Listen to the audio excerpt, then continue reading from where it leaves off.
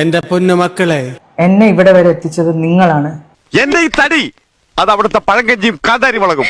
നിങ്ങൾ ആരെയും ഹേർട്ട് ചെയ്യാൻ പാടില്ല എന്ന് എന്റെ ആവശ്യമാണ്. That is why I am here.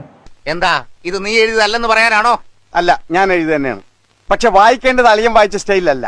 ഇതെന്റെ വേറൊരു മോഡിൽ ഞാൻ എഴുതിയതാ. ഇതാ കേട്ടോ. Please stay safe. If your life is in danger, go back home. No cause is worth losing a life over.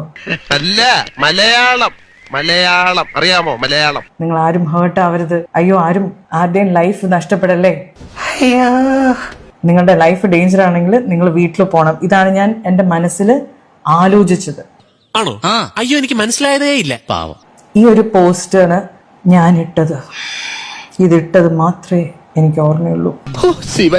അപ്പൊ ഞാൻ ആലോചിച്ചു, ഞാൻ ഇങ്ങനെയൊന്നും എഴുതിയിട്ടില്ലല്ലോ, ഇതല്ലല്ലോ ഞാൻ ഉദ്ദേശിക്കുന്നത്. ഈ ഗോ ഹോം എന്ന് പറയുമ്പോ പോലും ഞാൻ അത് പറയുന്നത് നിങ്ങൾ സേഫ് ആയിട്ട് ഇരിക്കണേ, ആ സ്നേഹം കണ്ട ഈ നിഷ്കളങ്കമായ മുഖത്തേക്കൊന്ന് നോക്കടാ എന്ന് പറയുന്നതിന്റെ കൂടെയാണ് ഞാൻ അത് പറയുന്നത്. ഭയങ്കര വിനയാണല്ലോ. ഒരു കുടിക്ക് പറയാം.